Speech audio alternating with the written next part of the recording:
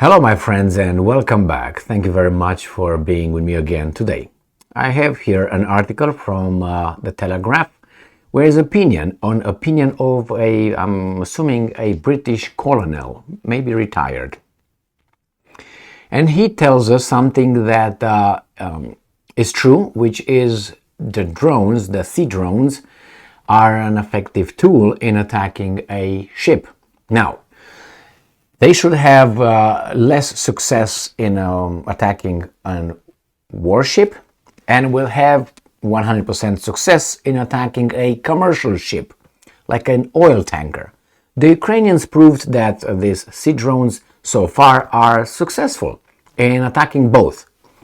No wonder they attacked an oil tanker, which I think that is really, really bad, because an oil tanker has no way to defend itself from a drone. But nevertheless, they celebrated. But then they were successful in attacking a landing ship. Now, a landing ship, you know what it is. What comes, it brings, pop, turns around and lands whatever you want. Personnel.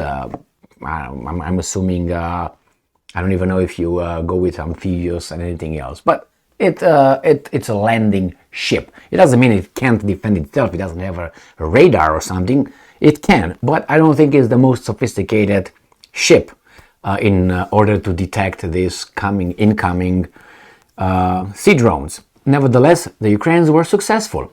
Now, this colonel here, that I will just put right here, he, like many others, is a wishful thinker, and he's an ideologue instead of being a technocrat or a person who at least has experience and expertise in the art of war, which I'm pretty sure he has, but the problem is he is half politician here, and he says what he needs to say.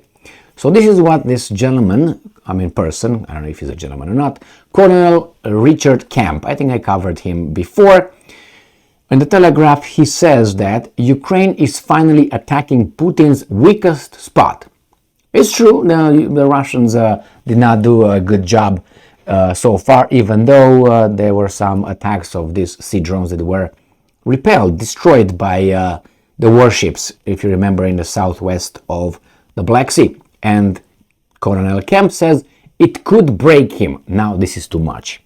I think this is ideology. But he's going to make a point that somehow these drones will get the Ukrainian supremacy in the Black Sea, which is idiotic.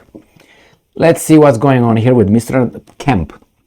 While all eyes are on the land war in Ukraine, the greater strategic prize for Kiev could well be found in the war at sea.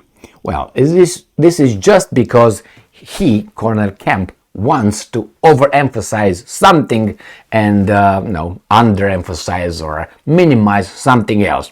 Let's say we're fighting in a ring and I have you in the corner and I punch the shit out of you and you give me a punch, clap. Oh my god, let's say a straight right, and you hit me.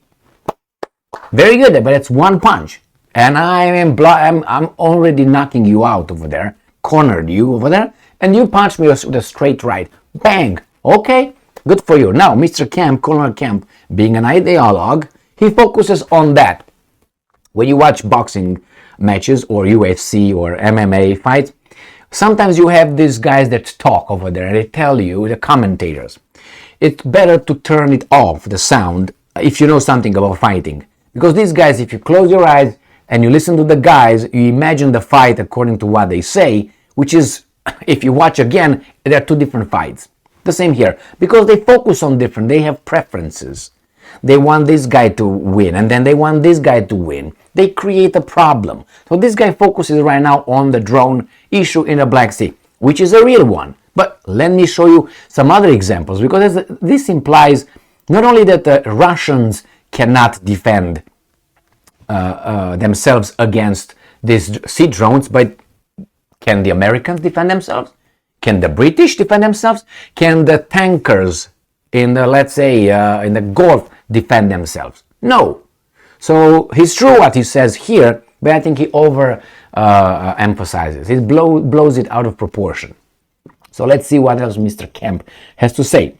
In 2 days, Two major ships have been hit by maritime attack drones. It's true, both operating in the vicinity of Novorossiysk, Russia's main Black Sea oil port, which exports 600,000 barrels a day. He says ships, all right? But he doesn't tell us yet that it's an oil ship right here. This illustrates both Russia's vulnerability at sea and the potential opportunity to inflict severe economic damage on Moscow. Well, you remember when in the Second World War these guys said that U-boats attack passenger ships that were crossing the Atlantic? Remember that one? And do you remember what happened? Do you remember that, if you know, but the Americans were shipping to Great Britain military equipment on the civilian ships. Wasn't it Lusitania that was blew up? Anyway, and they had cargo. So they said, well, it's a civilian ship, but they had ammunition and other things sent to Germany's allies. And eventually, what did the Germans do? They had ordered not to. I think it was a mistake with the Lusitania, I think. But anyway, what they did, they sank it. It was civilian. Everybody said, okay, that's it. That is a not good. Blah, blah, blah, blah, blah, blah. Okay, well, no problem with that one, right? But it was a bad thing. Right here, somehow this is justified. Nobody says, wait a minute. This is a tanker with oil. Well, the military uses oil as well as the civilians. Are you going to poison the water now? Because both the civilians and the military use it. Are you going to poison, I don't know, blow up the farms, blow up the factories that, I don't know, produce food or something? Are you going to do that? Are you going to bomb the farmers? The farmers? Food? Military? No? Okay, so that's why it's tricky. But they don't mention at all. This colonel says two ships. It's true. One landing ship, okay? And the other one is a commercial ship, a tanker. All right, but I'm going to show you something that you will like it. But let me just finish this paragraph. This was particularly true of the attack on the oil tanker SIG, though thought to have been sailing to Feodosia on the Crimean coast to load a cargo of jet fuel. Yeah, okay. Damaging or even sinking vessels like the SIG and the Olegorsky Gornyak will have an impact on Russian military logistics, but the consequences go well beyond that. So he mentions this one that I said, the landing ship and the tanker. And I say, well, it was a legitimate target because it was a cargo of jet fuel. The Ukrainians will not stop to that. They will think more. And then they will say they all have a load or cargo of jet fuel. Yes. So that's true. These two were done. All right, now let's go and see. I think at the bottom they say who this guy is. No, it doesn't say. But I know this guy. No, is not. So anyway, it's true. But let me show you something else. If the Russians, the landing ship was incapable of defending itself from a sea drone, I wonder if the Americans can. I wonder if the British can. So that's not only that the Russians are vulnerable, even though this was a landing ship. But I will show you, if you remember the USS Cole, 1991, I think it was. What happened there? And those were the bunch of losers, terrorist organization. It was not a military, it was not a country, it was losers, terrorists. And they inflicted more damage on the USS Cole than these drones did to the Russian ships. Let me show you. Because you know we know shit. USS Cole. Right here. You see it? Beautiful, beautiful.